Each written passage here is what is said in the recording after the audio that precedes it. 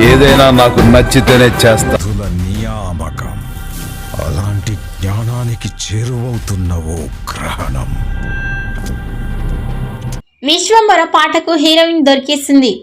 విశ్వంబరలో balance ఉన్న ఒకే ఒక్క item సాంగ్కు సమస్య తీరిందని లేటెస్ట్ అప్డేట్.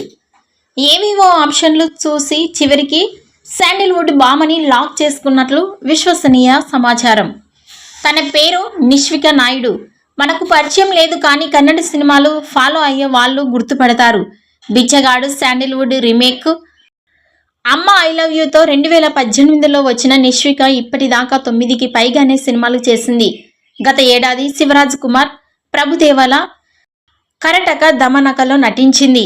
పుట్టింది పెరిగింది చదివింది అంతా బెంగళూరులోనే. మరి పెద్దగా పాపులారిటీ లేని అమ్మాయిని ఎంచుకోవడం వెనుక దర్శకుడి వశిష్ఠ స్ట్రాటజీ ఏంటో అర్థం కావాలంటే సాంగ్ చూసేదాకా వెయిట్ చేయాలి.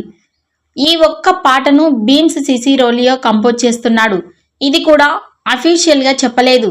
టీం దాచిపెడితే లీక్ అయిపోయింది. అయినా సరే యువి క్రియేషన్స్ సమర్థిస్తూ ఖండిస్తూ ఎలాంటి ప్రకటన చేయలేదు.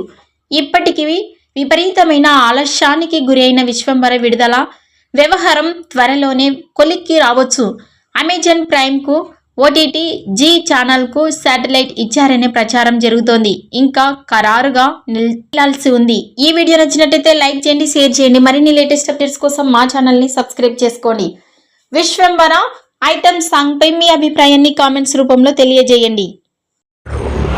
నా తమ్ముణ్ణి చంపాలంటే 100 మంది కూడా సరి.